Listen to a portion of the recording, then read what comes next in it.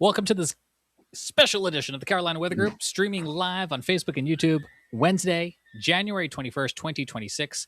I'm James Brierton in Charlotte, North Carolina. Below me on the screen, I've got Frank Strait in Columbia, South Carolina.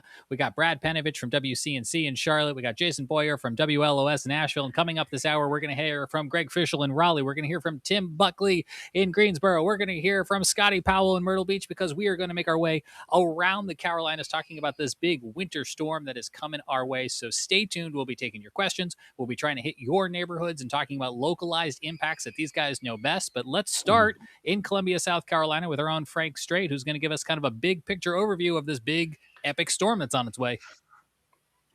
Yep, and I suppose I should start by sharing screens so that you can actually see what I'm talking about. So there we go, James. You should be able to access my screen share now, and you can see a satellite picture across the U.S., which is showing, some clouds already streaming into the Carolinas. That's not from our upcoming storm this weekend. It's actually ahead of a front that's moving our way, actually sort of a 1-2 punch of fronts. There's one that's lined up roughly through Michigan, across the Ohio Valley, into the Tennessee Valley, and southwestward into South Texas.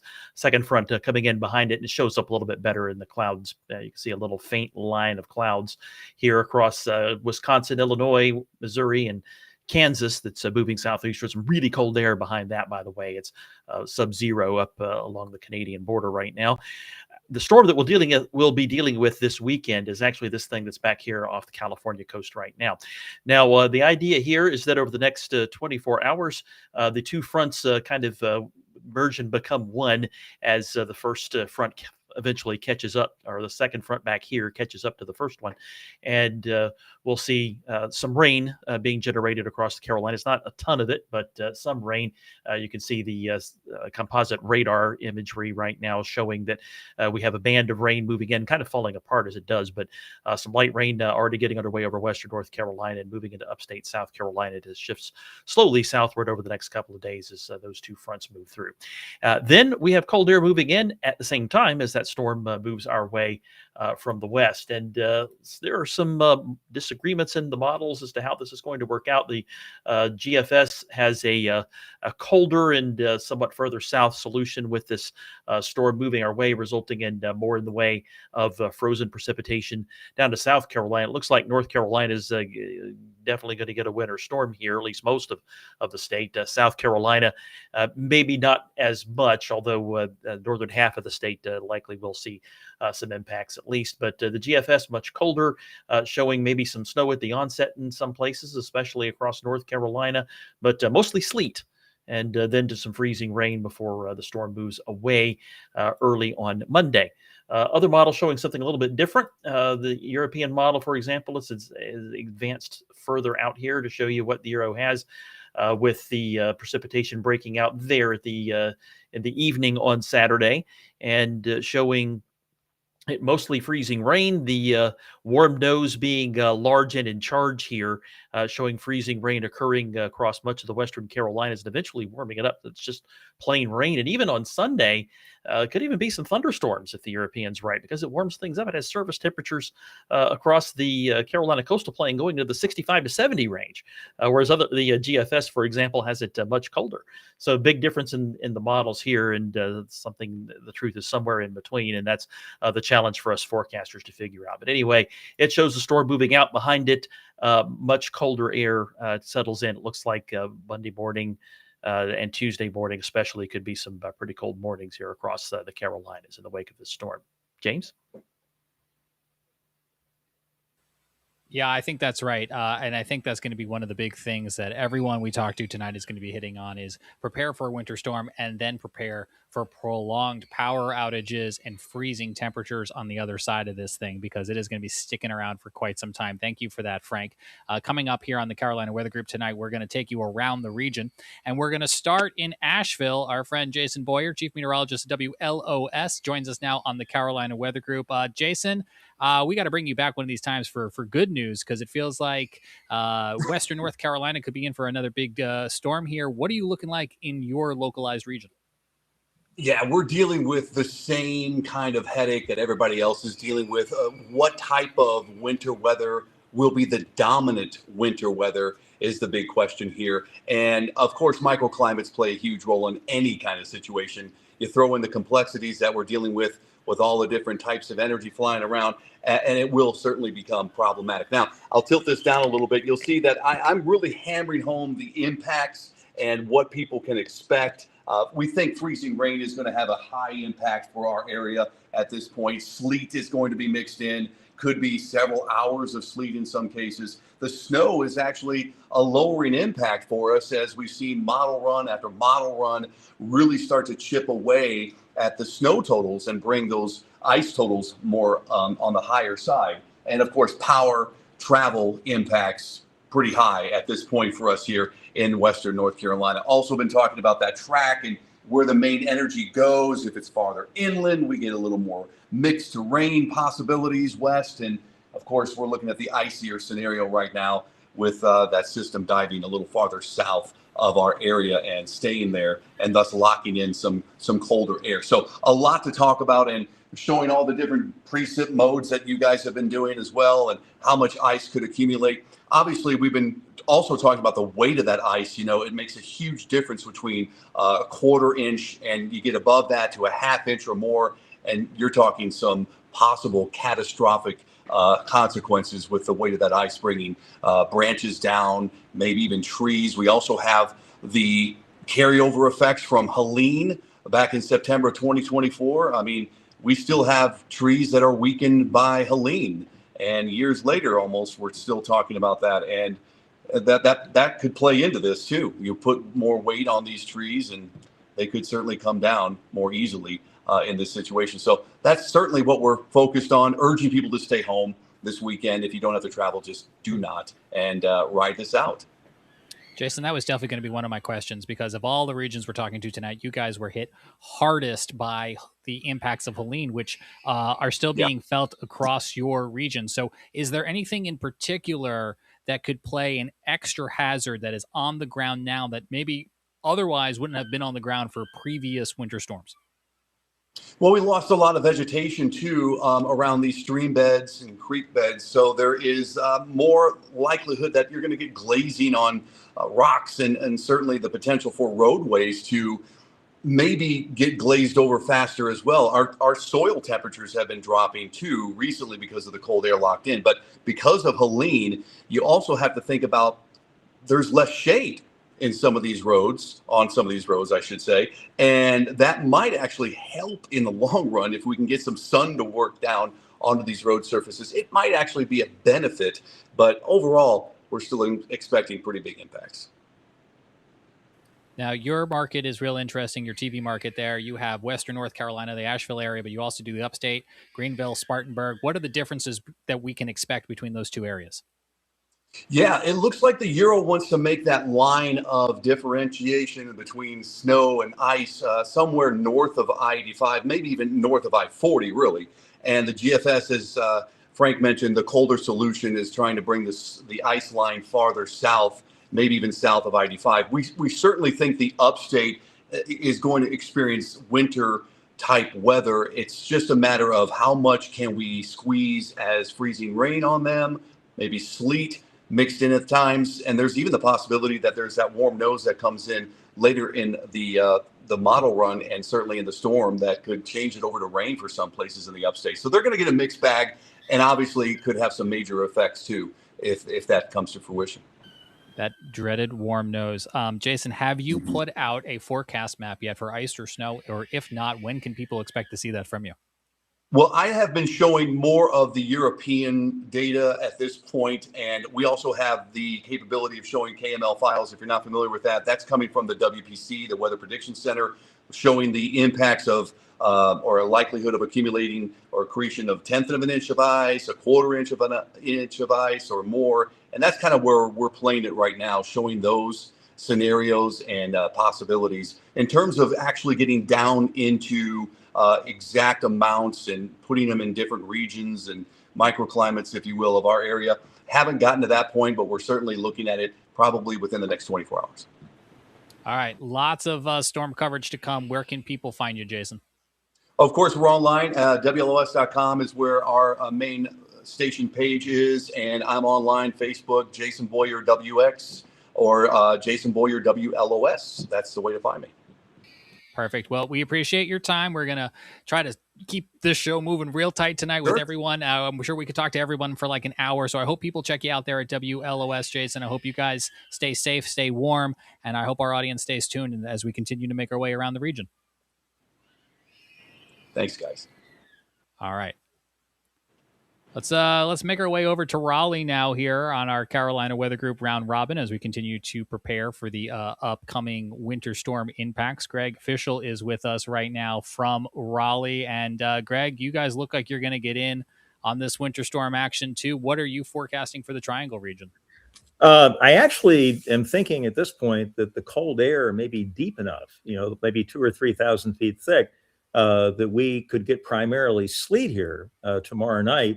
And then the question for Sunday, which now appears to be the heavier hitting day, looks like the cold air may get shallow enough so that it becomes more of a freezing rain threat. But those are pretty subtle differences in terms of the depth of the cold air, but they could have major impacts in terms of the the number of power outages. And it looks like there's going to be a wide region that's experiencing this, because you look at the warm nose aloft, it goes all the way up into Virginia. And the surface freezing line may be down toward the coast. So it looks like an immense amount of real estate that could be dealing with sleet and freezing rain for, at least the second part of the weekend. Let me ask you, Greg, because I have a feeling we're going to keep hearing it. And for our audience who hasn't heard the term in a while, can you explain that warm nose situation to us? Well, and if I could make a little bit of a commentary here, if you'll allow me, I heard a stat earlier this year that we were fourth in numerical weather prediction behind the European, the UK Met, and the Canadian. And I must tell you that this week was an embarrassing week for the GFS and its ensembles. The GFS had no clue earlier in the week that the warm nose was even an issue, and the European was much quicker on that. The timing on the onset of the precipitation, the European never had it coming in before late Saturday. The GFS had it coming in around sunrise. Now it's adjusted to that. And this is a little bit embarrassing, to be honest with you. We've got some great minds in this country, and I think we should be able to do better than being fourth in the world in terms of accuracy. But basically, to answer your question, the warm nose is simply warm air aloft that is riding over top of that cold dome. And in this particular case, it's really high up. It's up and around, 6,000, 7,000 feet. And the problem is then you have the snow falling into that layer and it melts. And then the question is there enough cold air near the ground for it to refreeze, or does it just freeze on contact? And that's really going to be the issue that we'll be addressing here once we get a little bit closer to time. Let me ask you about the models, because, we're coming off that last weekend bust where the models thought we were going to have something. We didn't have anything. And now there's some skepticism from folks who were remembering just 3 or 4 days ago. What is your level of confidence, Greg, on what the models are putting out tonight on this Wednesday for something that's allegedly going to happen starting Saturday? Right. Well, I mean, I think it's pretty clear to me anyways that, there's going to be a significant precipitation event. And the big question right now is where do these various boundaries set up? The thing I worry about, to be perfectly honest with you, is there are a lot of people on social media and YouTube, and I don't know what their educational backgrounds are or anything else, but they are showing deterministic model solutions 120 hours, 144 hours, 200 hours out. And it's displayed as if it's gospel. And a lot of the public looks at that and believes it and accepts it and goes into a panic mode. And so I had people coming up to me Monday all day long saying, are we really going to get 18 inches? And I said, hey, if it looks this good 5 days out, what do you think the chances are of it actually being that good when time comes to verify? So, we know the GFS has a cold bias when it comes to this type of thing. And I've seen it happen too many times. And so it's just one of those things where I think you have to be cautious. You have to be honest with people and say, there's uncertainty. Nothing is etched in stone. And we've got to wait till we're closer to time to be able to diagnose it. At a risk of getting an eye roll from anyone who's watching tonight, you've, of course, seen this photo time and time and time again. So there's no one better to ask than you. Is this going to happen again in Raleigh this weekend, or have we improved ourselves since then? Well, I think that the thing about that day was that it started around lunch hour, and a lot of people were at work, and they started to panic and got out on the roads and just made a bad situation even worse. I guess the nice thing about this one is that it's coming in over the weekend, but the impacts could obviously linger into the early part of the week in terms of school closings and business closings and church closings and all that kind of stuff. So, but uh, I remember we also had, and you may remember this, the gridlock day where we had 0.7 inches of snow and basically human activity, everybody panicking, getting out on the roads, turned an innocent powdery snow into a sheet of glass. And so people, it was taking 8 hours to get home from work. There were students and teachers trapped at schools. And we were the laughing stock because all they could hear is 0.7 inches of snow and Raleigh can't handle it. But that was a very unique situation. I talked to a modeler at a conference, and he said that the ground had been, it had been below freezing 2 or 3 days in a row. And he said what happens is the pressure from the tires melts the snow, and then it immediately refreezes as a result of the cold ground. So everybody getting out of the road actually took a rather innocent powdery snow and turned it into a cataclysmic event. And I don't know that I'll ever see anything like that again. I hope we don't. Are you in a position where you're putting out snowfall or ice totals tonight? Or if not, when do you think you'll have your first call map? I would say tomorrow at the absolute earliest, and considering the fact that we're not going to be starting until probably late Saturday, I may wait until Friday on that. And the thing I always worry about is when you draw those lines to separate the zones, somebody lives on that line, and the chance of that line being in exactly that location is fairly small. And so I always worry about somebody, not benefiting from the line shifting 25 or 30 miles, and all of a sudden a foot of snow turns into an inch of rain or something like that. But I would say that certainly by Friday, we're going to have to make some sort of a commitment because people need to plan and prepare. I mean, if push comes to shove, you just draw the line right down I-85. That works every time, right? Well, I get your drift. Is there anything for your region that is real unique in this setup or in previous winter storms that people should keep in the back of their mind if they're watching tonight from the Triangle? I would say that the thing that fascinates me about this area is that we are right in the middle of the effects of the mountains in terms of trapping the shallow cold air and the warming effects of the Gulf Stream. And trying to predict how far inland that warming effect will get is immensely difficult. I remember one situation in January, I can't remember the year, but I went on the air at 11 o'clock and it was 61 at the Raleigh-Durham airport and 33 at Burlington. And they're not that far apart. Now, I don't expect anything like that this time, but nonetheless, there probably will be some warming. In fact, I think it's already been mentioned on here, the Europeans going bonkers with warming along the coast. And it'll be interesting to see if that actually happens. But I would say that the biggest question in my mind is if there any part of our area that's going to turn over to completely rain. And I think that would be well south and east of Raleigh. But down around Fayetteville and Clinton, it's going to be a close call. Yeah, I think the coast is going to be real interesting if anybody can manage to get in on the safe side of this. Greg, I do want to let you know that we got somebody named Renee V715 watching on YouTube tonight. She says, Greg, my favorite weatherman. Miss him here in North Carolina. And then she says, I used to get all my weather from Greg, but she can still get her weather from Greg, right? Where can she find you now? Yes, I have a Patreon channel. If you go to patreon.com/fishweather, you can sign up. It's $3 a month, so it's not a budget breaker. And people tell me, what do you do on there? And I said, the same thing I did on TV, but I don't have somebody telling me to shut up after 3 minutes. Yeah, we don't normally keep people to also such a tight time frame tonight, except for when we're trying to book 12 people at a time. Right. Before we let you go, Frank Strait on our panel here in Columbia, I think had a comment for you, Frank. Yeah, just was looking at the surface temperatures up there and during Sunday night or rather Saturday night into Sunday morning, and I think you have a chance of being right there that you could end up seeing sleet, not just because the cold air could be deep enough, but also because of how cold it'll be. It looks like you're low-level temperatures are somewhere around -7 or 8 Celsius. That's low 20s Fahrenheit. So that's the other thing that matters when you're talking about sleet versus freezing rain is how deep that layer of cold air is near the surface, but also how cold it is. You usually want that 3,000 feet deep to get sleet instead of freezing rain. It may not be quite that deep, but because it's so cold, you may end up with sleet anyway. At least I hope so, because you could, with it being that cold, if it's not being freezing rain, it would pretty efficiently accrete on surfaces being that cold if you didn't get sleet. So that's I hope that the sleet situation bails you out up there.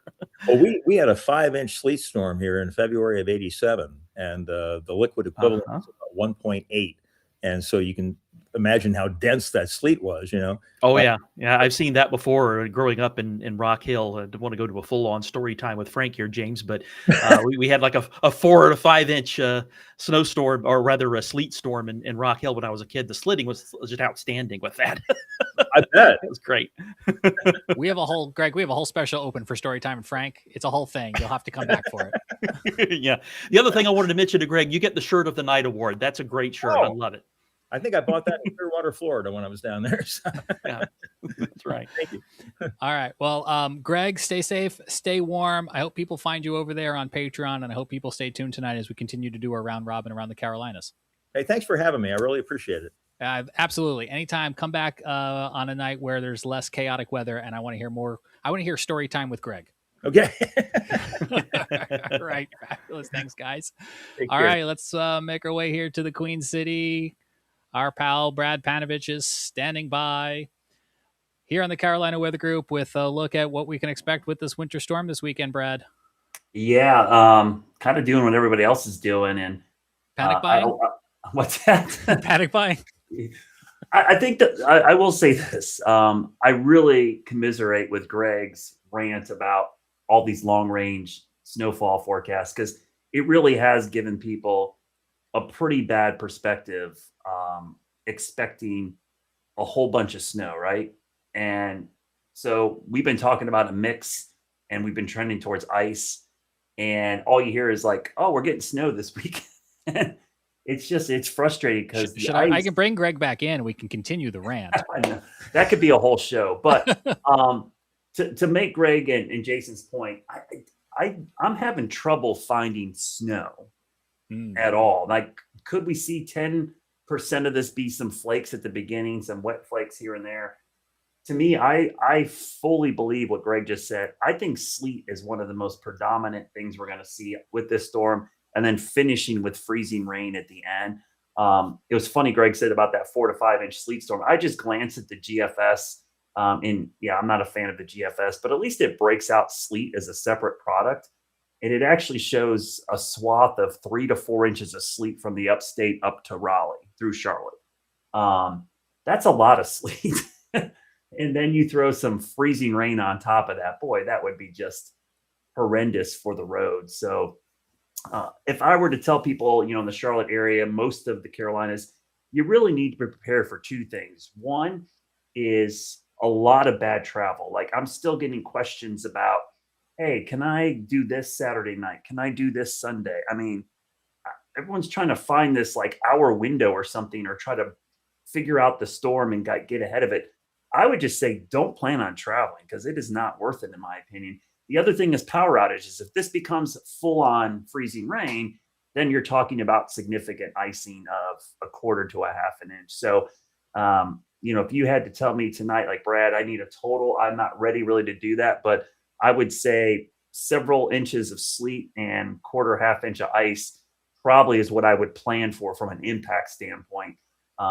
I told James I've been kind of playing with, maybe I should put a map out tonight, but yeah. I was hoping you'd have a map right now, but that's okay. Well, I'm not totally ready for that yet. But that's part of the trust, right? You don't want to come out too early with something too preliminary. Yeah, because, and here's the thing, and people's like, well, why don't you commit to something? The problem is people tend to believe the first thing they see. They don't look at the revisions. So I'm very careful about that first map, because that first number is something that will stick with people throughout the storm. And they may never go back and see the updates to it. So I want that first number to be as good as I possibly can. Even if I have to adjust a little bit, at least it'll be close to that first number. So people have an idea. And just like Jason talked about, we've really been hitting primarily at impacts. So I think that's kind of the way you have to do these things. You should focus completely on the impacts. And I'm going to share my screen real quickly and kind of show you for the Charlotte area. This is kind of what we're thinking right now. I don't know why that's so off That's center. my fault. Hang on. Here we go. Oh, there we go. Yeah, there we go. So regardless of how much falls, this is kind of the timing and impact. We're going to see that potential freezing rain, hazardous travel, and power outages starting late Saturday through Sunday and possibly Monday morning. I'm looking at our chat from YouTube, Facebook, and I'm seeing a lot of questions about Monday. Here's the thing. Even if everything ends Sunday night, it's not like it's thawing out Monday morning. I would anticipate big travel issues through Monday. And for a good reason, the winter storm watch is up through 1 p.m. on Monday. So that kind of tells you we expect impacts to last through at least the middle of the day on Monday. So I would plan for this to be an all weekend and then early Monday event. And then next week, I'm sure you guys will talk about this when I'm gone, but the cold air behind this is a big part of this story that I don't think people even realize, and probably why we're more worried about those power outages, because if there are power outages and no heat, the temperatures behind this are going to be very, very dangerous for a lot of people with single digits and teens for several nights in a row and afternoon highs struggling to get above freezing. People will have a tough time keeping their home warm without a heating source. Yeah, we're going to talk to Duke Energy in a few minutes about ways to prepare as they get their grid ready and you get yourself ready at home. Brad, once that sun goes down on Saturday night and we hit that freezing mark and we go down below freezing, when do you think Charlotte comes back above freezing? Monday, Tuesday, Wednesday? Well, if the Euro freaks out and keeps pushing warm air, we might jump close to freezing some point Sunday. But even if that happens, it looks like then the bottom drops out as the system moves away. But let's say we stay below freezing as a consensus, it probably would be Tuesday afternoon, probably at the earliest, that we're back above freezing. And then just some really cold nights ahead. So pretty long stretch of weather. And the other thing that I think goes without saying, but probably people don't realize, these are storms we used to get a lot more frequently in the Carolinas. It's been a while. And so a lot of people have forgotten how to prepare and act. I mean, just in the last 5 years, we had our first 2 snowless winters in 147 years of record keeping. So for some folks, they've never really seen a storm like this because they moved to Charlotte in the last 5 to 10 years. And our last big storm was back in, 2018, maybe 2016. And then you get back 2015, maybe a bigger ice storm. So, it's almost been a decade for a lot of folks since we've seen a storm this impactful here in the Carolinas. Yeah, Brad, you were telling us about that at work. In the last minute or two, we got you. Last time we had a big winter storm in the Charlotte area and we were without power for several days. I mean, you saw everyday impacts of people trying to navigate that, right?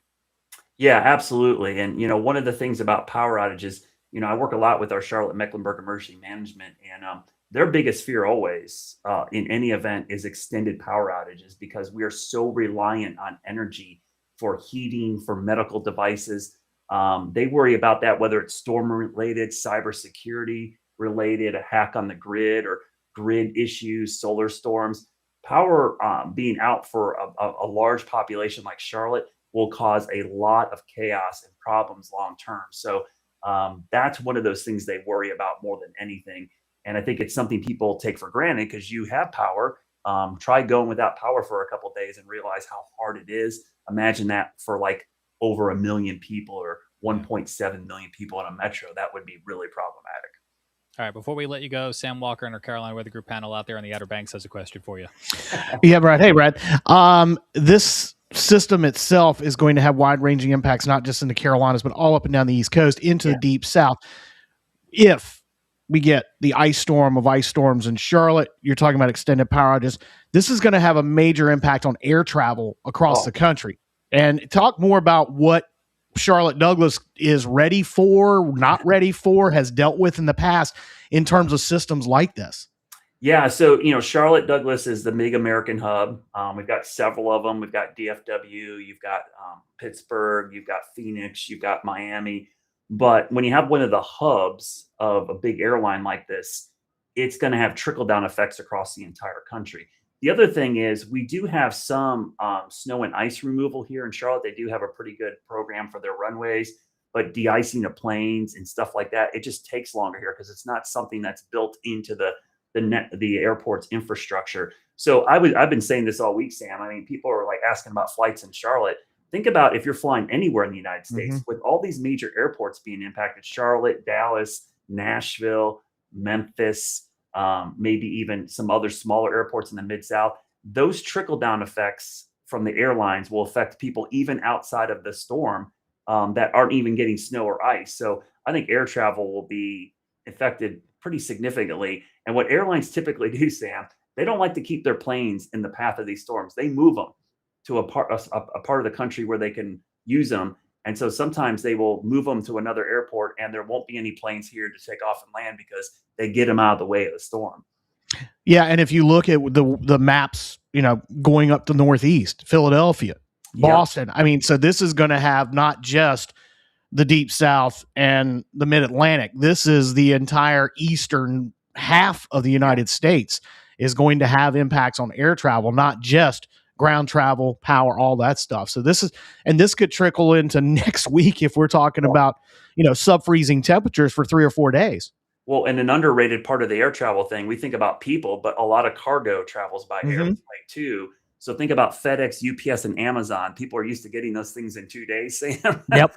You're not going to get things in 2 days if all those airports are having travel issues and they can't move that stuff around. So if you're ordering stuff online or you are used to getting something in 2 days, like groceries or pharmacy, fills for prescriptions, you might have issues because a lot of that will be impacted. And the longer it goes on, the bigger the problem becomes because it trickles down to all these other parts of the, as we learned during COVID, the supply chain it becomes impacted, and then you have issues across the board. I pulled a Scotty, which is Carolina Weather Group slang for forgetting to unmute myself. Chase watching on Facebook says, I have a family trip to Gatlinburg, Tennessee on Friday morning for the week. Would canceling be a smart idea? I don't want to put words in your mouth, Brad, but I'm going to guess you're going to say either get there Friday and hunker down, or it's the getting home that's going to be the problem. So. Yeah, I mean, if you want to get iced in or snowed in there, that's fine. Get there before. Just don't count on leaving for a while. I think the big thing is you can travel before the storm, but once you get to that location, you might plan for being there for a while and not moving around. Listen, welcome to coming to the Outer Banks during hurricane season, folks. What we deal with all the time, y'all are dealing with this time. It is kind of like preparing for a hurricane. Brad, I know the answer to this question, but for anyone who doesn't, where can they find your storm coverage over the next few days? All right. The best way is my station website or app, WCNC.com, our WCNC Plus app, where we're streaming a lot. That's a great resource because you can watch us anywhere in the country. And then obviously on social media, WX Brad, I'm active on all of the platforms. Doesn't matter which platform you're on, I'm posting updates there. And I try to do that on purpose because a lot of people aren't normal consumers of news. They get their news from their social media feeds. And this is such an important storm. I try to put it on platforms that maybe you aren't used to getting news from, like TikTok or Blue Sky or other locations. We will be putting information on all those platforms so you're ready for the storm. Yeah, lots of streaming over there on WCNC Plus, and we'll be hearing from your colleague Tim Buckley coming up in a few minutes. So hopefully people check you out there, Brad, and hopefully people stay tuned as we continue to make our way around the Carolinas here on this extended edition of the Carolina Weather Group. Yes, send coffee, please. So I will pick up some coffee. Good idea. All right, thanks, Brad. Before you still make no dose. All right. Coming up here in the Carolina Weather Group, we're going to talk to Scotty Powell in Myrtle Beach. We're going to talk to Tim Buckley in the Greensboro area. We're going to talk a little bit about the coast, but we're going to pause our road trip around the Carolinas, and we're going to bring in Jeff Brooks from Duke Energy, one of the biggest power companies, of course, in the region. And we'll be talking to lots of power companies over the course of the next few days. But Jeff, it's only Wednesday night, but now's the time to prepare for this thing, right? Absolutely. Thanks for having me on. Certainly, we're looking at a monster storm coming, as you've all been talking. I was hoping for more snow, but right now the ice is not looking so good on the forecast. And for us, that's really the most important question. We're looking at that dividing line between snow and ice, and it takes about 6 to 8 inches of snow before you start seeing tree limbs coming down onto power lines. but it only takes a quarter of an inch of ice. And that's what we typically get a lot of here. And so unfortunately, that's not a good recipe for our outage predictions. We do expect to see some significant impacts potentially here in the Carolinas. So you're right. If you're going to make preparations, now's the time to be thinking about it. We've been making preparations for a while. We're getting ready. You always should have a plan in place. And, if you think about winter storms, if you rely on electricity for medical needs, for say, or other types of things, you're going to probably be stuck in your home for a little while. And so you need to have a plan for where you would go if you lost power for a while. And even for everybody else, how are you going to maintain, contact your mobile phones? If you have a generator, is that ready to go? Do you have all the things? And we do this every storm. And I know that some people probably are right there every storm. They're doing all their stuff. But a lot of us, it's easy to get kind of complacent and say, I live in a big city, or I live, near all the resources. It's not going to be a problem. But the reality is, if we have a big outage, if we see a lot of ice, it will feel very isolated real quick. And so I think those are some things that people can be thinking about to prepare. And like I said, we're preparing. We've got all of our crews across the state on alert, the thousands of line and tree workers, and we're looking at potential resources that we could bring into the area. So just a lot going on, but now is the time. I was just at the store myself earlier picking up supplies for my work this week. So do yourself a favor and jump on it. Yeah, I want to talk to you some more about what people can do themselves at home, but let's start with what you guys are doing on the power company standpoint. What do you guys do days in advance to prepare for a big storm like this? Well, I think when you think about how to prepare for a storm, first of all, it starts months and years ahead. We've been making tons of upgrades to the electric grid, making it stronger, upgrading poles and wires so they can better withstand these types of conditions. One of the biggest things we've been adding is self-healing technology, and that's been a game changer for us. We've got close to 700,000 people in the greater Charlotte area, almost 3 million, I think, across all of the Carolinas. Maybe more. And so, when you think about that technology, it automatically detects power outages. It looks to reroute power to other power lines to get power restored. So that's a great tool that's helping our crews out in the field who may still have to fix that damage. But if we can bring some customers back up, as cold as it is, that's going to make a big difference. So this week, we're also looking at, getting our crews ready. We're doing some last, pre-storm tree trimming all over the Carolinas. That's in addition to what we do year round, inventory checks, working on crew rosters. And if we do bring in resources over the next couple of days, we're going to have to, prepare for those, work them into the system, brief them. So just a lot going on. And unfortunately, we get a lot of experience with this in the Carolinas. So we work to get better every day, but we'll be ready when the storm gets here. Jay is watching with us tonight on YouTube. He says the most experience I've had with the power outages was just a few hours during a severe weather event in 2020. So I can't imagine the thought of having one for a winter event. What advice could you give Jay or anyone who's watching tonight to prepare themselves for possibly a prolonged outage? Winter events are a different animal. I can remember as a kid, sitting there in your house and you've got ice on the tree limbs and it's just so quiet. And all of a sudden you hear crack and then the power goes out. And, at that point, you're not going anywhere. So the biggest thing to think about is how can you maintain comfort? If you rely on electricity for medical needs, do you have a plan in place? Because you won't be able to go anywhere else once the storm gets here. What other things do you need to maintain comfort? Keeping that cell phone charged? Do you have your prescriptions? Do you have the ability to feed your family? All those things have to be thought about because I think Brad was saying earlier, we rely so much on electricity for everything that we do. And it's something we don't even think about. But when it's not there, it's amazing how much it changes your perspective. And so this is a type of a storm where you could potentially see outages that do extend multiple days. So are you prepared for a 2 or 3 day outage event? Those are the questions you should ask yourself. Now, we hope that isn't the case, but we always prepare for the worst, and hope for the best. The safety of your crews out there in the field is of utmost importance. How soon can they go back out? Like, for instance, I know there are parameters when it comes to wind, and when we're worried about a wind event, I assume with ice, there must be some sort of similar process. Yeah, we do have safety parameters because safety is first and foremost. We want to get our crews safely home back to their families. They're out working 16-hour days in sub-freezing temperatures, and that's not easy. And so we want to make sure we do everything we can. You're right with wind. when it gets above 29 miles per hour. Hurricanes, those are typically where we see that. That may not be as big of an issue here. But when you think about the road conditions, if those are challenged, it's going to slow down our ability to get to certain locations. We have to be safe.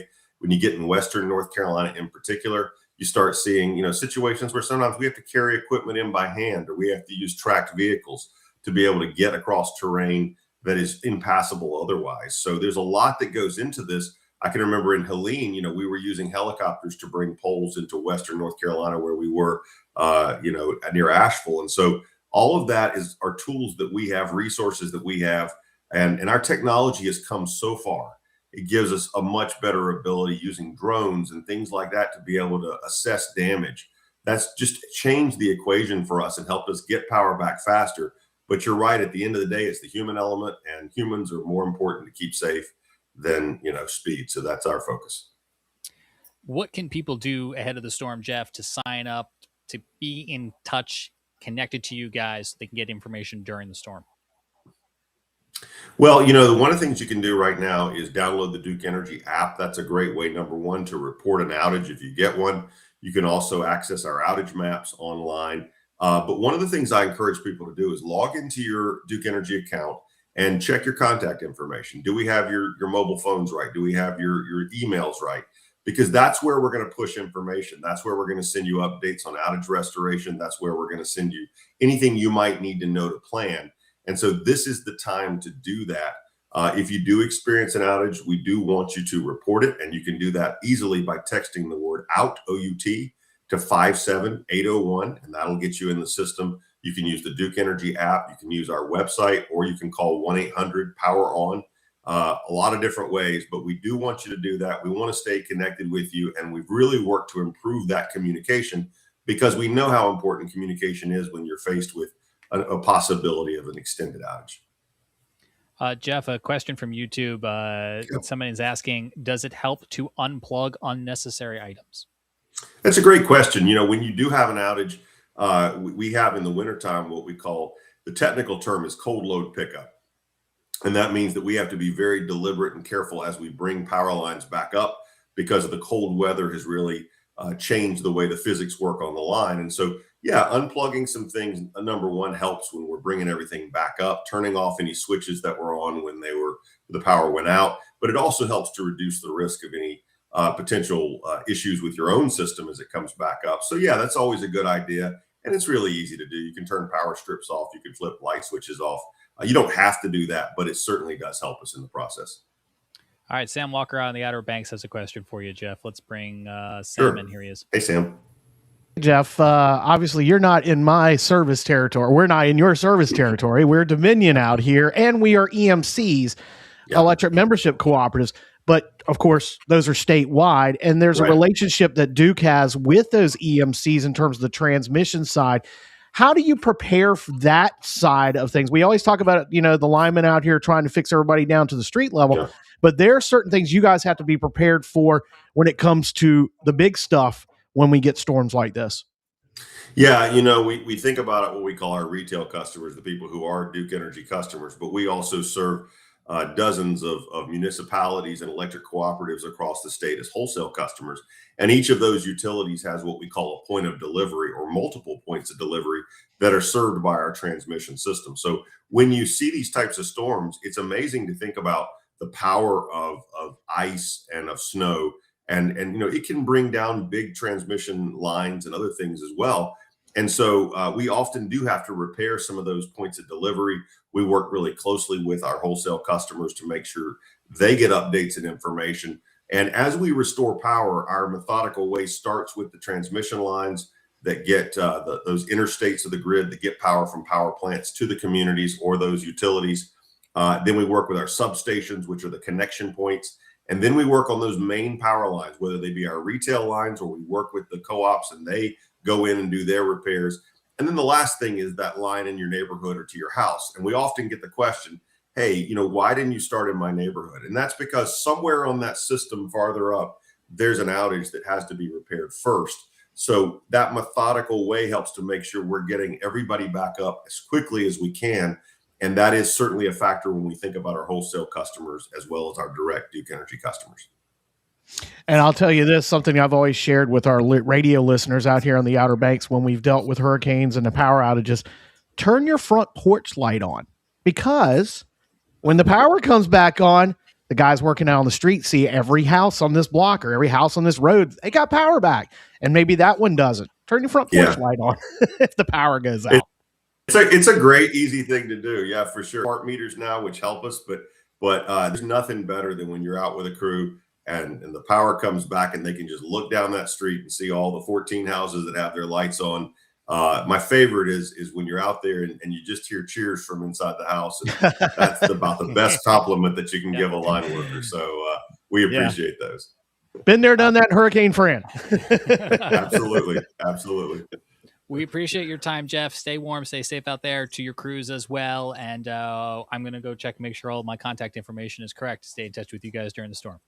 All right. Thanks for having me. Y'all take care. All right. Thanks, Jeff. Appreciate your time. Appreciate everyone's time tonight. I know it's late at night here as we're continuing to stream the special edition of the Carolina Weather Group. Scotty Powell, are you in a position where you could talk to us there in Myrtle Beach? Yeah, very briefly. I got about 5 minutes before we have to go on air here, so we can talk. All right. So let's do this. Let's roll the stinger. There it is. So Scotty Powell is on set at WBTW. What can we expect from this winter storm, Scotty? Yeah, well, I hate that I joined in late because I don't know what the discussion has been like for the GFS and the European model. Really been hard to kind of follow the European model today with just the big change over the last 12 to 24 hours. So here along our area, we're kind of sticking with the GFS for right now. We're talking about a majority of our area seeing some sort of freezing rain, maybe a little bit of sleet moving into the area. Obviously, the further you go inland across the PD back towards Florence into Lumberton, Laurinburg, I think that's where we're going to see the primary bullseye for that freezing rain. But even here across the Grand Strand, we are preparing for that ice out there. And so we're going to be watching the models, and it really is just going to take that storm track, 50 miles one way or the other. 50 miles more inland could bring that warm air in off of the Atlantic and really create just a rainy situation across the Grand Strand back towards the PD. But if that track is a little bit off the coast, 50 miles off the coast, brings a little bit more colder air, and that's where we run into that potential of seeing some sleet and freezing rain across our area. I don't think we see a lot of snow here. It may onset maybe some brief periods of snow showers, but that should be about it. But our big concern here from Myrtle Beach back towards Florence into North Myrtle, Conway, Laurinburg, Darlington is going to be that freezing rain and sleet mixture, and mainly freezing rain. But it's really been interesting to see the trends over the last 24 hours. It's hard to believe that those cold Arctic high pressures, you get that much warm air to surge into that presence there. So I'm not jumping on that train just yet. I'm staying on the been here, done that train where we always see these fluctuations in models about 3 or 4 days out before a system, and then it kind of levels itself out. It's good to know that the Hurricane Center has just completed the first recon run. So, once we get that data ingested into the models over the next few runs, I think we're really going to have a more concrete idea of what's going to happen. But for us here across the Grand Strand, our biggest time frame to watch is Saturday night into Sunday night, and then things start to get better per se precipitation wise as we get into Monday, but temperatures after this moves through is definitely going to be cold. So whatever does fall is going to be sticking around. And, unfortunately, if we do see those power outages, it may be a while because all of the Carolinas are going to be affected by this. So it's going to be a blitz of trying to get the power back on for both North and South Carolina. So we've been telling people, hey, just prepare for a couple of days of possible outages out there if this ice does play out. And, obviously down here, in Myrtle Beach down towards Charleston, we don't have the equipment like you would in Charlotte, up in Asheville, up in Winston-Salem, Greensboro. So a little bit harder to get the roads cleared off and get things going down here than it is up in the Piedmont and the mountains of North Carolina, upstate South Carolina. So we're just kind of watching and seeing what that track is going to be, and we're hoping that this data that's being ingested from the Hurricane Center, or Hurricane Hunters, it's really going to help us pinpoint who sees what here across the coast. Yeah, it sounds like we could probably anticipate a ice map from you once we get that data in, maybe sometime Thursday. So anybody who's watching us on WBTW Plus can go, I guess, check your app, check your website. Tell us where can we find you guys? Yeah, first? you can definitely WBTW on air, obviously channel 13, News 13. We'll be on the app as well, the Storm Tracker 13 app. Follow me on social media. I will definitely be updated. I'm off the next 2 days, but you guys know me pretty well that I don't really ever take off from the weather. So we'll be posting those updates as well. But stick with us. I know there's so many questions and not enough answers right now, but I think we're narrowing in on that. It's just going to be another day before we can kind of give the exacts. Yeah. All right. Well, we're going to let you get to your newscast here. We're talking to you just shy of your 10 o'clock newscast on Wednesday, but we will keep in touch, sir. Sounds good. You guys have a good night. Enjoyed talking with you all. Sorry I couldn't join earlier, but it's been pretty busy for all of us here. So good luck, and let's root for the snow route, even though it's not looking that way, because nobody likes ice. Yeah. Snow good, ice bad. Thanks, Scotty. See ya. All right. I want to know where Scotty got his jacket. We'll have to ask him next week. I want one of those. Yeah, we'll have to ask him next week where he shops. We got lots of comments coming in. We'll try to get to some of those here. We're going to go to Tim Buckley coming up about 10 minutes past the 10 o'clock hour, which is about 10 or 15 minutes from now. But it's time for... There it goes. Columbia, South Carolina, and beyond. We are covered real well here on the Carolina Weather Group with the one and the only, the darling Frank Strait there in Columbia, South Carolina, with Stormy the Weather Cat here for support. Now, Frank is calling right now what we call pulling a Scotty, where he's talking while his mic is muted. So that means we get to put another cookie in the cookie jar. But Stormy stepped on the on-off button. That's probably. What it Can was. you find the button there, Frank? No. Mm-mm. No. Okay, so I think what Frank is saying is no school, no work for at least a week. Is that what you're saying? It. Yeah, that's what it is. He's trying to figure out where we're at on the mic. Not muted on your end. Well, you're not muted on my end either. I see we're pulling your Yeti microphone in, so I don't know what's going on. I can switch to your Bose. Apparently, this is a power I have. This is live, in case anybody wasn't aware. Yeah. Of the fact. You want me to go to Sam? Sam's here. I'm here. Yeah. Oh, yeah. He's going to, that's a good idea. Right, he's going to jump out and jump back in. All right. So, I came back real fast. Sam, what's the situation out there on the Outer Banks? I'm asking you to speak for a large section of landmass. So maybe that's not fair, but how does this whole snow versus ice versus sleet versus freezing rain thing work out for you guys there when you're so close to the water? Not good most of the time. Most of the time when we get these southern systems, we always look at it this way. If it snows in Atlanta, it'll snow here. It's got to snow in Atlanta for it to snow here. Now, that actually hasn't come true last year. We didn't really get that scenario with the two systems we had last year. But this one looks like more of the classic coastal low 50-mile track difference. We've talked about that. Everything has been talked about all this early week on that 50-mile track difference, making the difference between whether we get rain, all rain, we get a slush, we get sleet, or we get freezing rain. And now it looks like it's going to be a start with snow and then quickly turn to rain and be an all rain event. And maybe we even get into the 50s. And it seems that way. But as we've talked about earlier in the show, as Greg really hit it hard, that the GFS has really just not performed very well this week with this. And the Euro has it much better, but everything has now shifted north and west of us. So right now it looks like we are in the nearly all rain side of this for the entire time. And then on the backside, we're going to get the cold temperatures. So unfortunately for us on the Outer Banks, that's the scenario. Now, here's the difference. When we talk about the Outer Banks, we're talking about the beaches. You go west of the Sounds and you start getting into places like the mainland side of the Pamlico Albemarle Sounds. You start getting towards Greenville, those areas. And as we get closer to the I-95 corridor, things start to get much more interesting. And that's why we're right on the edge of those winter storm watches that are in place right now. It really does look like that eastern North Carolina, specifically northeastern North Carolina, is going to be kind of carved out in this. And when we look at so many historical snowfall total maps for North Carolina, so many times you've seen that carve out.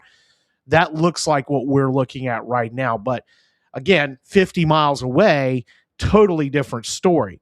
You start going even towards, like I said, the I-95 corridors where it looks like the cutoff line is going to be for this right now. And that's, of course, been trending more west, trending more north over the last 24 hours. And maybe, as Scotty said a moment ago, we get this hurricane hunter data in here. Maybe we start getting a little bit more,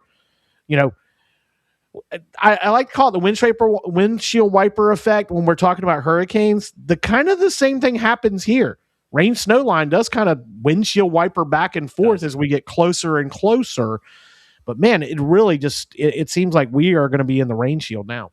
Yeah, let me just tell people what they're seeing on the screen right now, Sam. So on this Wednesday night at 10 p.m., you're looking at the winter storm watches for all of those counties that are outlined there in blue. If you're listening to us, as Sam mentioned, in North Carolina, that's I-95 to the west. In South Carolina, it's essentially the I-85 corridor. You got to be like north of Columbia. Now, as Sam just mentioned, this could change as we go on through the rest of the week. And these are watches that at some point could become advisories or warnings. And we could also fill in some of these other counties depending on what the guidance is over the next couple of days, Sam. And also note that, so for example, if you're headed out here to the Outer Banks and just east where it's all white out here in eastern North Carolina, that's the Wilmington, the Newport, and the Wakefield offices. And Newport made a good point because part of the coverage area for the Greenville TV stations is in blue right now. Part of the coverage area is not. That's because 48 hours is when we start issuing watches.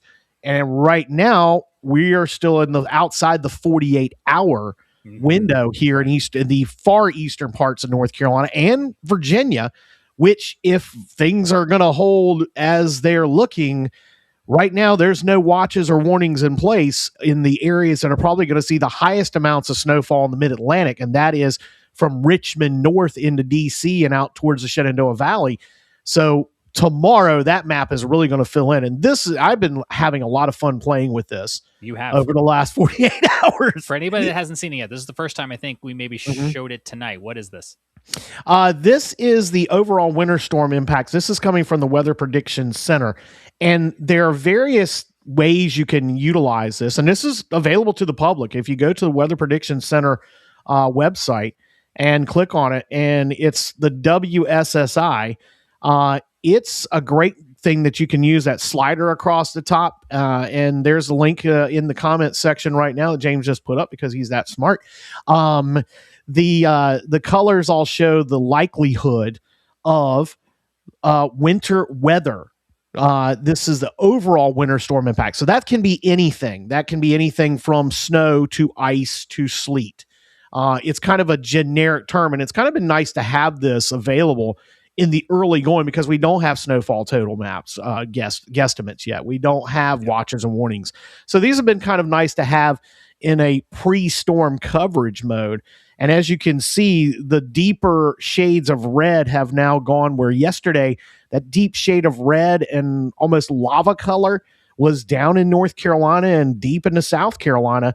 And now today, looking ahead to Monday, it's all shifted much farther north. But that's not to say that those areas in red, those areas in yellow aren't going to see some type of impacts. But for us out here on the coast, you notice what you don't see anything on top of any part of the Outer Banks. So we're in the rain.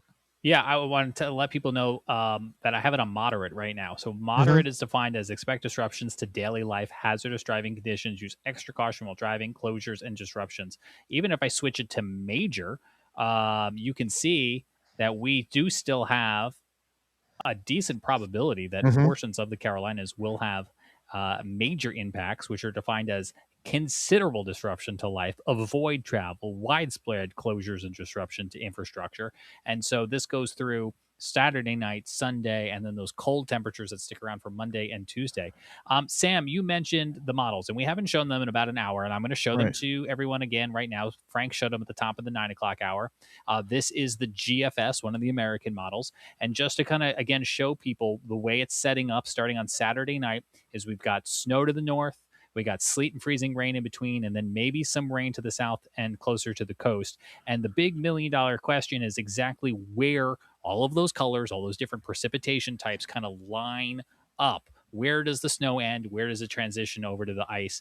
And you also mentioned that right now the hurricane hunters are flying a mission off the coast of California, because that on this Wednesday night that's where our storm is. It's That's crazy, isn't it? isn't it? Off there, the California coast. So we got the hurricane hunters collecting data. Yeah, that is crazy. It's crazy to think that, normally when we talk about these systems, it's something that's, a piece of energy that starts in the Gulf of Mexico and then makes its way up the Gulf Stream. This is a piece of energy that here on Wednesday night at 10 o'clock Eastern time is sitting out off California, a couple of 100 miles off California. Yeah. And we're going to watch this thing go all the way across the country. And it's been crazy to watch the coverage nationally today and see the maps and how things are progressing all the way from the Rocky Mountains through the plains, through the Midwest, through the Deep South, all the way up the Mid-Atlantic into New England and even into the Canadian Maritimes as well with this one system. One thing I haven't mentioned, we're talking about hurricane hunters being out in storms. We're not going to see any coastal impacts from this at all. I've made sure with our friends at National Weather Service Newport on that we're not going to see any coastal impacts, because if you remember, if you've been with us before, if you've seen my coverage out here in the Outer Banks, we've been dealing with issues down on Hatteras Island and Cape Hatteras with houses falling in the ocean because of nor'easters and hurricanes in big waves. And this is the one fear we have and we've had going into the season is we're going to get one of these big winter storms and everybody else is going to get a foot of snow and we're going to get 70-mile-an-hour winds. Not happening with this system. It's moving too fast. It's a short time period where winds are going to be above gale force, 30-plus knots over the open waters. So we're not going to be dealing with any issues that we normally fear out of winter storms here on the Outer Banks. Yeah, talk to me a little bit about life out there in the Outer Banks briefly before we go over to Tim Buckley, because you guys have lots of experience with these coastal storms. You have lots of experience preparing to be on your own for a little bit. And if you do get any sort of icing, what becomes of the bridges? What becomes of the ferries? Do you guys go into that isolation mode? A little bit. I will give credit to Division I and NCDOT. Division I is what we are part of here in the Northeast. They are pretty proactive in getting out on the roads and getting the de-icing or the brine out, the pickle brine, the Bojangle seasoning out on the roads, but they get the salt brine out there. I love the memes that have been popping up with that this week. But they've been pretty good getting pre-treatment out on the roads. Now, obviously, they get some criticism because, hey, it's going to rain. Where does it go? Well, no, when it rains, it actually activates it and helps it to spread out on the road. And then when we get the snow on top of that, it at least helps a little bit. But when it comes to ice and snow out here, everybody pretty much just, there you go. Yes, the Cajun spice spreader. Not to derail, but there it is. Perfect for the fries. Exactly. This is Brad Panovich's X account. I assume that's Gemini. It's beautiful. It is Gemini. I see the little star down there, but that's perfect. We are prepared for it. And in terms of, we're used to the isolation. When we get snow and ice out here on the beaches, it's fun to watch. Everybody wants to go ride their surfboards and ride their bodyboards or bring their snowboards out and not have to drive 5 hours to ride them and go ride down Wright Brothers National Memorial or Jockey's Ridge. I will say this, having been on the Outer Banks as my entire life and being out here to cover storms, snowstorms are the best because it is the quietest you've ever heard this place, even with the ocean warning. You're just hearing the ocean warning. The ferries, when it comes to trying to run the ferries, they are sensitive to wind. Anything above 30 knots, they've got to shut them down. So Ocracoke does get cut off for that. Ice can be an issue. The next couple of days after this, it will be a little bit of treacherous for the ferries to run because think about it. They're metal. They're big metal plate decks. Metal and water, when it's sub-freezing, do not mix. Place you want to be. That's not a place you want to be. The metal that's the loading docks. They can't run those because they're covered with ice. I have seen the Currituck Sound and ice over where you literally could walk out it. I've seen someone actually, well, it was shallow enough you could drive on it, but there are people who've driven out on it when it's frozen. Those are some of the things that happen here. But yeah, the ferries can't run because either the winds or you get ice out there. That is something else that comes into play. But there is something special about being on the Outer Banks when it snows. It looks pretty cool, and we kind of like it because it's probably the quietest it ever gets out here anymore this time of year. But I will say I was in Elizabeth City earlier today. Wouldn't say there was panic buying going on so much, but there was a lot of snow shovels and a lot of salt being bought that made sense 24 hours ago that we were probably going to get 6-8 inches. And now everything looks like it's just going to be, we're going to be eating milk sandwiches all weekend.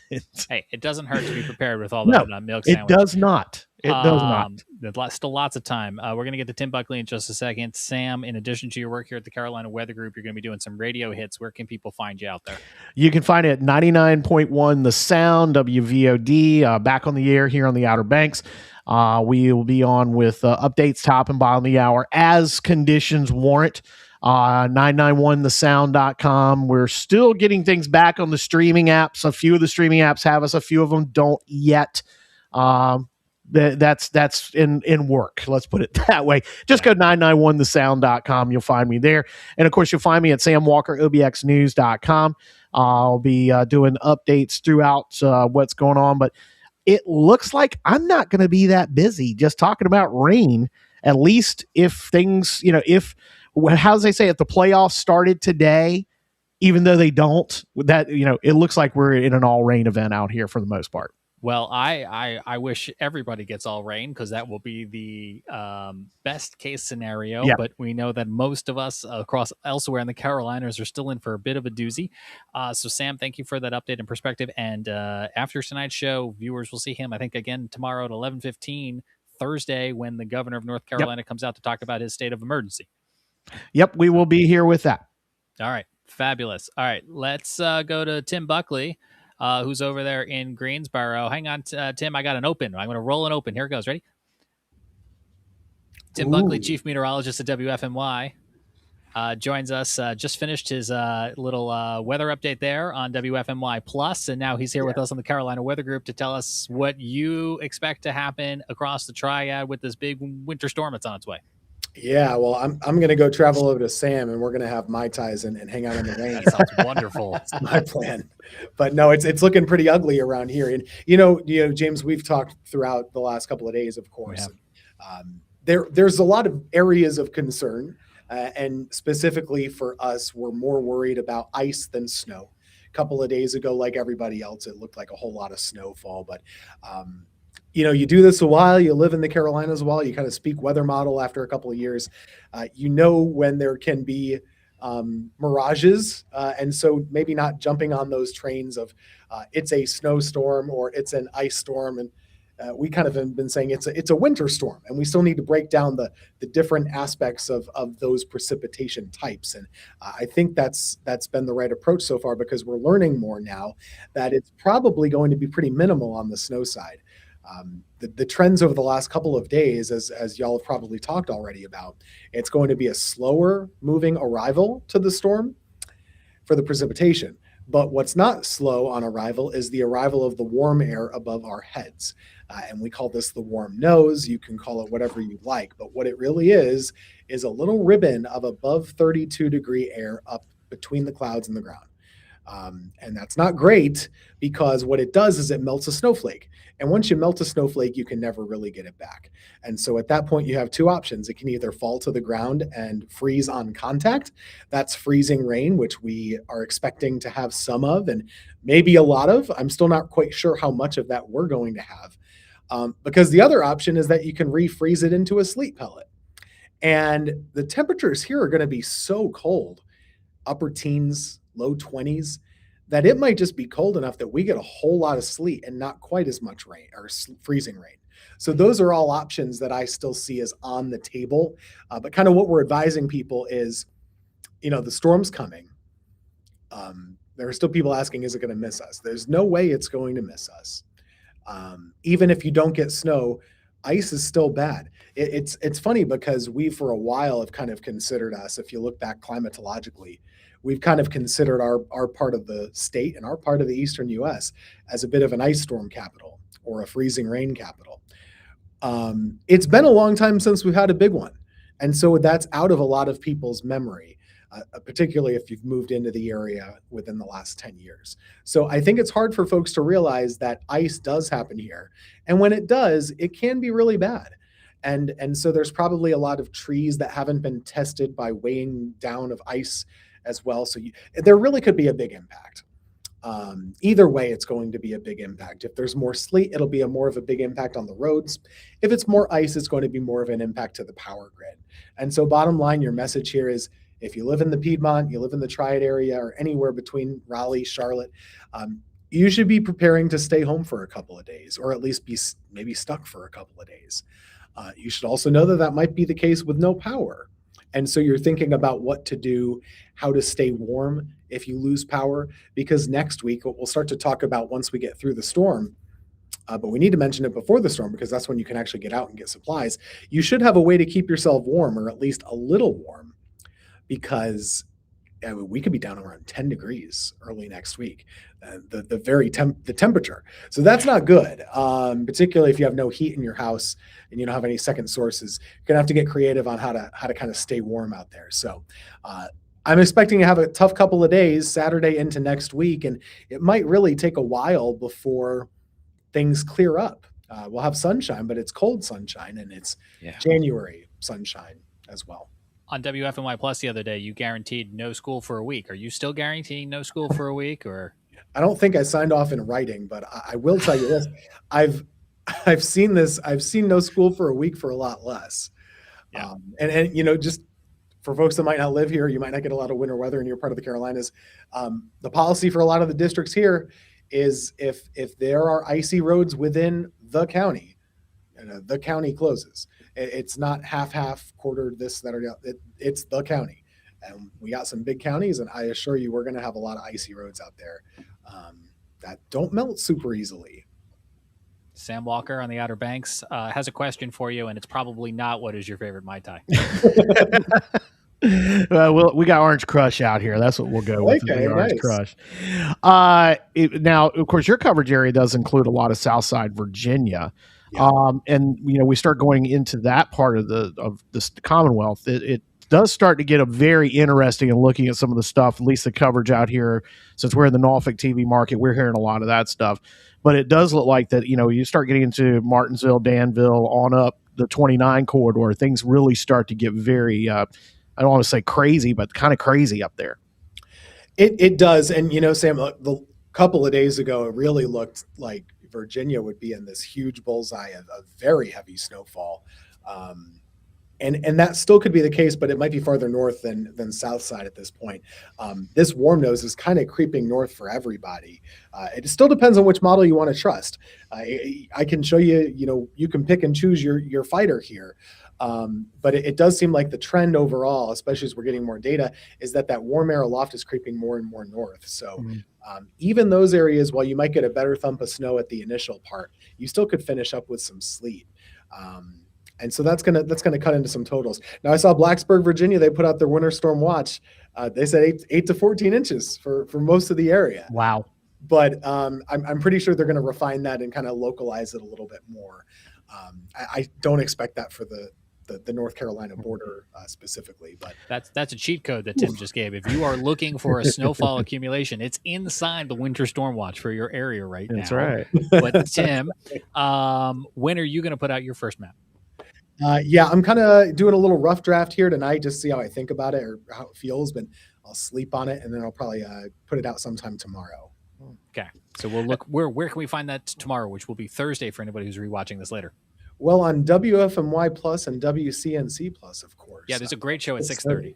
That James is apart from that, of course, you know, if you're in the Triad area, you can find us on TV. If you don't have cable, that's okay. Literally, you probably have a TV that has Roku on it, Fire on it, maybe Apple Stick, whatever you use. You can search for WFMY Plus. You can plop it on there.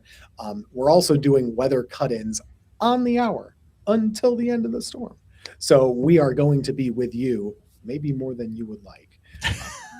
These people here, I think you're safe. They'll take all the Tim Buckley they can get. Yeah, so hopefully, we're going to be there.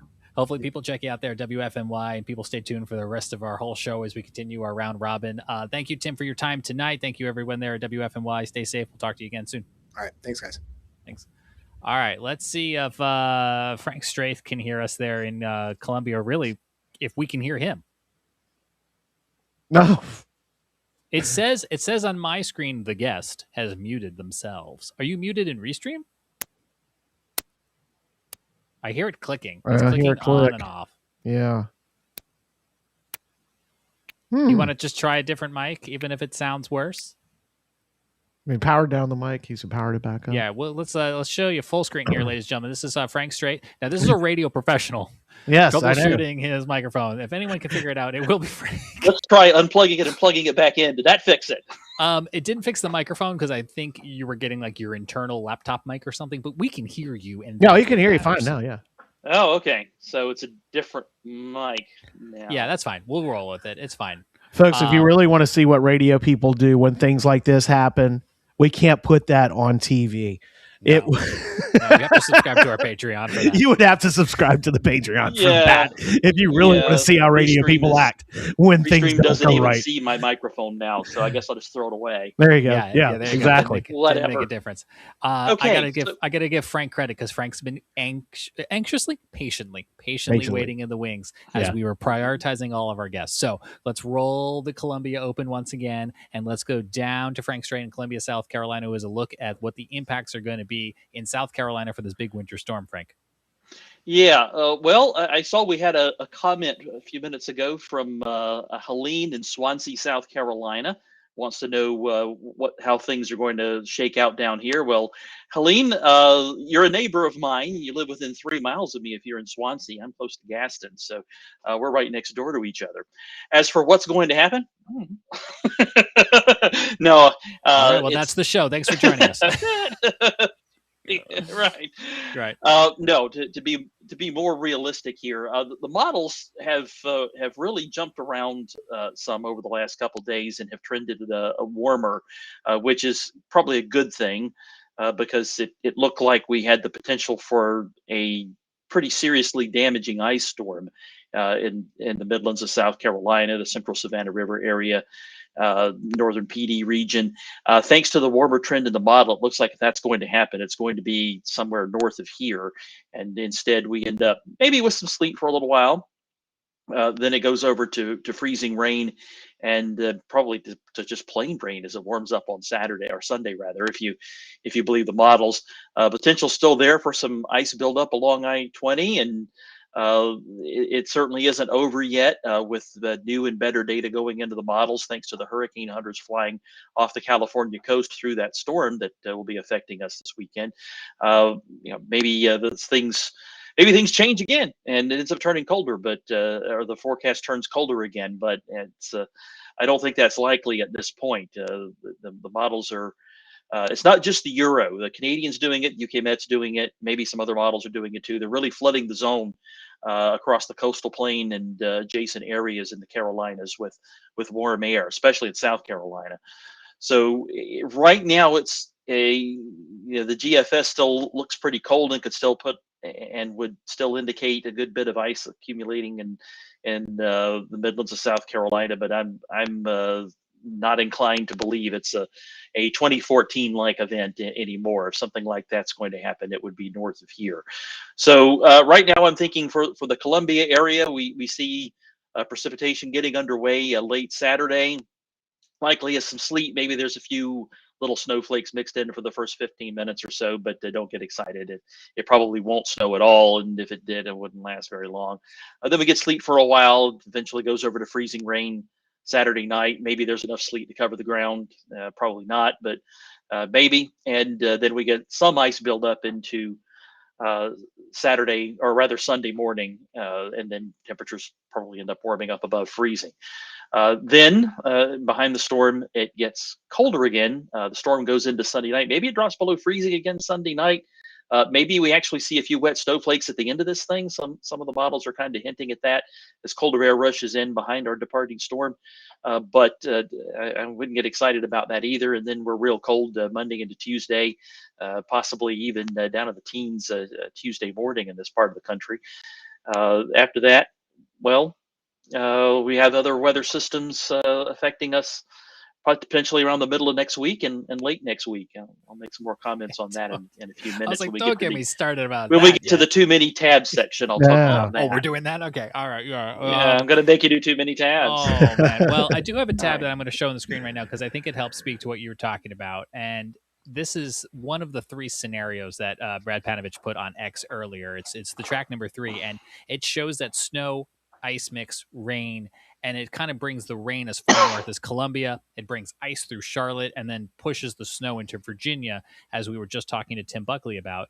And, a lot of the messaging over the start of this week has been, well, it's either going to be this or it's going to, slide a little bit further south so that maybe Columbia gets a little bit more ice and Charlotte gets still ice, but the snow starts retreating from Virginia more in northern portions of North Carolina, or this other track where, the snow comes even further south. But in all 3 of these scenarios, a lot of North Carolina is getting all winter weather. Upstate South Carolina is getting all winter weather. But I think what I hear you saying tonight, Frank, is that the trend today on this Wednesday has been that this whole dividing line has moved a little bit further north.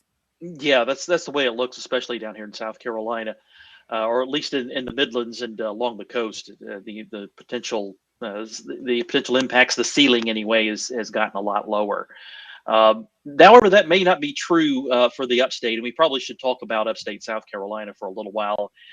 Yeah, because I was going to ask you, we've got a YouTube comment that says South Carolina is just getting all cold rain, sorry. And while that might be true for a lot of us, I don't think we should say all of South Carolina. There are places that are still going to get hit by this. No, we're still concerned about some pretty serious impacts for upstate South Carolina. It's a lot like in Charlotte. We talk about it all the time that we think that the highway planners of the 1950s decided that hey, let's build this highway that we're going to call I-85. Let's build it right along the area that's usually a dividing line during weather events, because that happens so often. And it looks like that's potentially the case as well. But in this case, it's not snow versus rain or snow versus ice. And in this case, it looks like it's freezing rain versus sleet. Yeah. Right now, it's looking like, sure, there'll be some sleet south of I-85 for a time. And again, maybe like in Columbia, maybe it's enough to cover the ground, better chance of that in the southern part of the upstate over toward the Rock Hill area than down here in Columbia. But once you get north of 85, that's where that near surface cold air layer starts to get thick enough and cold enough that you might get a lot of sleet instead.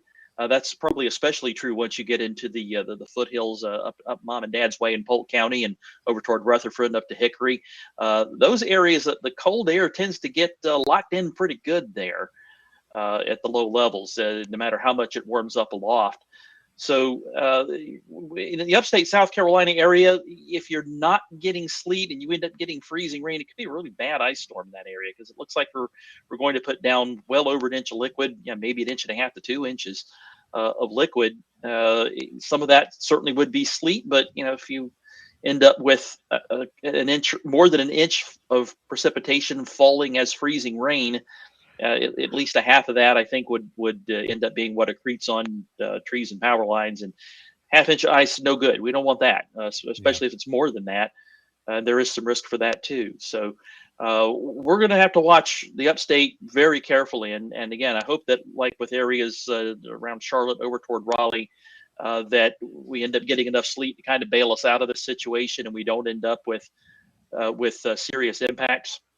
And just like our WLOS guy, his name just escaped me. Jason Boyer. That's right. It's been a long 90 minutes. Yeah, it's been a long show. Anyway, just like he mentioned is the case for Western North Carolina, upstate South Carolina's in the same boat, with Helene having weakened trees. Yeah. So there's going to be concern for more trees coming down here, and because they were in a weakened state, because after Helene may not have been able to recover yet. So that's going to be another worry too, is that maybe we bring down more trees than we ordinarily would during an ice storm.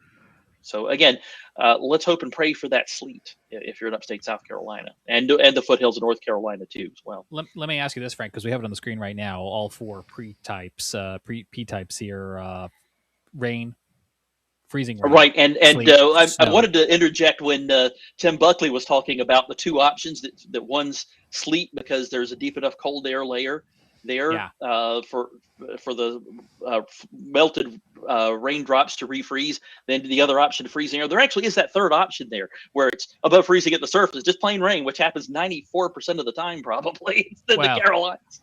I think for Tim, plain rain's not on the table. But yeah, that's not on the table for Tim in this particular situation. What's the difference between freezing rain and sleet? Well, freezing rain is where you have the snowflakes form aloft, and then they reach that warm layer and melt into raindrops, and they reach the raindrops at the surface. However, temperatures are below freezing again at the surface because the cold air isn't near the surface isn't deep enough to give those melted snowflakes, raindrops, a chance to refreeze again. So you end up with rain falling, but it's below freezing, so that raindrop lands on something, and some or all of that water in that raindrop freezes on contact. As a result, you end up with ice buildup. Sleet, on the other hand, sleet on the other hand is where that warm layer is, or the cold layer near the ground is thick enough, and that the frozen snowflakes, raindrops that fall into it have time to freeze up, or maybe that layer near the surface, the cold, it's just really cold, and you can end up with those raindrops refreezing into sleet that way too. But the bottom line is, you have, instead of snowflakes or raindrops hitting you as you're walking outside, you have ice pellets hitting you in the face, and they sting a little bit. They do sting, but at least you know it's ice. Where the freezing rain looks like rain and can be real sneaky by accumulating that ice on the ground. I want to throw another factor in here. We haven't talked about this. Okay. Wind. Are we possibly, because if you look at your 5-day, your 7-day forecast in the National Weather Service, you only see 3 days out as far as winds go. And of course, winds, when we talk about winds, we're always concerned about what the wind's doing out here on the Outer Banks, because obviously we're on the edge of the ocean, and wind is a constant with us, especially when it comes to storm systems. You get an ice storm and you throw in wind, you got a whole nother thing, whole nother issue. Have we even looked at what winds are going to do with this system, or is that not something that we really need to be worried about? Yes, and while we have the sleet, freezing rain, maybe some snow falling, the wind isn't going to be an issue. However, after the storm moves out and that fresh Arctic air mass moves in, the wind is going to pick up with that. So we're going to be blowing the trees and power lines around a little bit when they're already weighted down with ice in a lot of places. So the Western Carolinas in general, that's going to be a concern Sunday night or later Sunday night into Monday. The wind is going to pick up outside the mountains. The wind's probably gusting to the 25 to 30 mile an hour range. Just adds a little bit more stress. Of course, it also will knock some of the ice off the trees and power lines. So in some ways it's a good thing, but until it does manage to knock the ice off the trees and power lines somewhat, they're going to be weighted down and getting stressed a little further by the wind. Now, that's outside the mountains. In the mountains, it's worse. Your winds are going to be gusting 40 to 45, higher ground, maybe 50 miles an hour. And that's going to be a problem if you have considerable ice buildup and having that much wind on top of it. That's going to exacerbate the situation with the potential for power outages. Yeah, search galloping power lines. You will see some pretty impressive stuff if you search galloping power lines. I'm surprised we made it 90 minutes before somebody said galloping power lines. Because it only takes, we should have said this 90 minutes ago. It only takes a quarter inch of ice to cause problems with power lines. Right. And so when we are talking about ice amounts that are greater than that, that is our concern, especially with ice forming and temperatures staying below freezing for days on end. That's where the concern for power outages come. Brian, who's watching on YouTube tonight, says, any concerns with grid capacity as the cold temps arrive next week? I don't know where Brian's watching from, but if he's from Charlotte, I'm thinking back to that Christmas Eve where temperatures got so cold that we had a capacity problem, and it wasn't even a storm. It was just cold temps. So I'd have to speculate that the answer to Brian's question is probably yes. Yeah, I'm a little concerned about that because not only are we getting an ice storm that's going to be really cold, I mean, the entire eastern part of the country is going to be real cold. Mm-hmm. So there's going to be a general high demand for power, and it may be a general thing grid wide that it may be a struggle to keep up with demand. We had another comment from Sunny on YouTube. The sun is at solar minimum right now. And, that's a really good point in winter because I've got some solar panels, right? But I'm going to have to combat the low sun on the horizon this time of year versus, say, in the summer when it would be right overhead. That's something worth mentioning. If you are someone who has solar panels, especially if you're relying on them in power outages because you have battery backups as well, you're going to need to think about ways to maybe clean those solar panels off in the wake of the storm so safely. That when the sun does pop out again, that you can actually generate some power, because you may not be able to get it from the grid because there may be down power lines or something in your neighborhood or between you and the power plant. Nikki on YouTube asks, do you think the Hurricane Hunter data will make, let me try that again. Nikki on YouTube asks, do you think the Hurricane Hunter data will change the model runs? Yes. Yeah. That's about all we can say, but yes, it will make them hopefully better. Hopefully. That is kind of the summary tonight. That's kind of the linchpin tonight on this Wednesday, right? Like everyone seems to be waiting for that model data to come in because before we can figure out where the storm is going to go, we need to really truly understand where it is now and how strong it is as it forms this Wednesday night off California. Right. So that's one of my too many tabs. Oh, okay. Here he goes.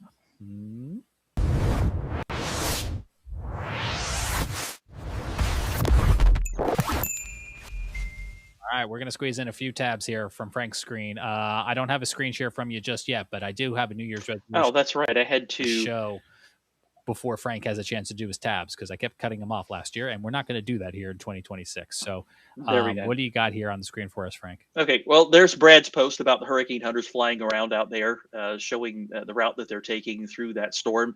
That's from a while back when it was centered more west of the California or the San Francisco Bay Area. It's moved a little bit southeastward since then, but that shows the track that the hurricane hunters were taking and measuring some pretty good winds. Some purples there for hurricane force winds. Of course, that's its flight level, and I'm not sure what their flight level is for that recon mission, but they're finding some strong winds out there. So it's a vigorous storm system. All right, next tab, Evan Fisher, our good friend, with a picture of his local Walmart with very little bread on the shelves. I don't see any bread. I see some English muffins. Does that count as bread? Yeah, it's a bread product. But there's not much else. Yeah, milk sandwiches for everybody. Yes, milk sandwiches. Which now I forgot. I need to put a link post a link into the chat here about a grilled milk sandwich video that I found on YouTube. Oh, yeah, Doug, I don't need that. I can't wait. I can't wait. We will have to share that. Okay, the other tab. Forget the grocery store, says Jeff Crum. House total wine faring. So that's important to remember. Stock up on the things that you really want when you're snowed in or iced in, along with the things that you need. I saw the same question elsewhere earlier today. Need some help coping. and remember, there is a state of emergency, but that does not mean the liquor store and the wine can't be sold. That's just a whole government thing. They haven't shut alcohol sales off. That's number one question when we get a state of emergency out here. Exactly. Finally, my last too many tabs. They're taking a look at the teleconnections for some ideas to what might happen behind the storm. There's the North Atlantic Oscillation, a measure of blocking over the Atlantic. Looks like it's going to stay negative for a while, y'all.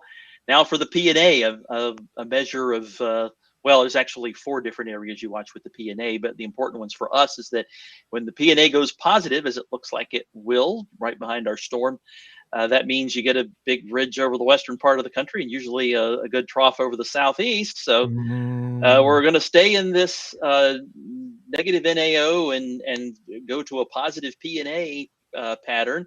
In addition to that, negative Arctic oscillation. That usually means the jet stream is shifted further south into the mid latitudes. EPO, that's when that's negative, you tend, as it looks like it will be for a while, you have a ridge over Alaska. WPO, a ridge farther west. It contributes to cross-polar flow. So we have a lot of cold signals for a while, y'all, and potentially stormy signals as well. Behind this storm, winter is not over. That was a lot of letters, but I think the TLDR was it's going to be cold. Yep. It's going to be cold, and we might have more winter storm risks. Yeah. I have only one tab, and it comes from Ethan Clark, and I think it summarizes the entire show. Ethan Clark in Raleigh posted, it helps if I put my screen share on. They are literally escorting salt trucks with police cars in Raleigh if you want to know how NC is prepared. NC. Video if not had. Yes. Video or didn't happen, but no, that's about right. So, Frank, was that all your tabs? Yes, that was all my tabs. Okay, I'm just sitting here holding my tongue because I'm trying not to make a political comment that will make everybody mad. Yeah, I'm not going to make a political comment at all either way because everyone will get mad and no one will ever watch Carolina Weather Group. Right. Well, that is, it won't matter what side of the aisle you're on. You'll get mad about what I was going to say. At least it would be universally bad. All right. Well, I'm going to wrap us up on that note. So thanks to everybody for watching tonight. Stay subscribed, especially to our audio podcast, because if we do have power outages, we will be dropping audio updates on our Carolina Weather Group audio podcast feed so that if you have limited connectivity, limited power, you can listen to us as we continue to post updates. We will be back on Thursday with the North Carolina Governor Josh Stein's first weather briefing related to this storm. It's at 11:15. I think Mr. Sam Walker is going to hold down the fort for that one. And then we will be back with updates on YouTube and the like as this storm progresses, or at least as long as I can keep the lights on here. But that's why we've got folks spread all around the Carolinas so we can keep an eye on this and stay together. Jay says the best hour plus I've spent. So thank you, Jay. We appreciate that very, very much. And we hope everyone stays safe. There is still some fluidity to all of this, but whether you're watching on Wednesday or on Thursday or on Friday, you've got time to prepare before this starts on Saturday. So we will get more specifics coming your way over that time frame. But think about what you and your family, your neighbors, and your community need: food, bread, milk, medicines, pet supplies, and ways to safely stay warm. So thanks to all of our guests who joined tonight for this very extended, very long, very thorough edition of the Carolina Weather Group. We will talk to you again real soon. Until then, be well. Have a good night.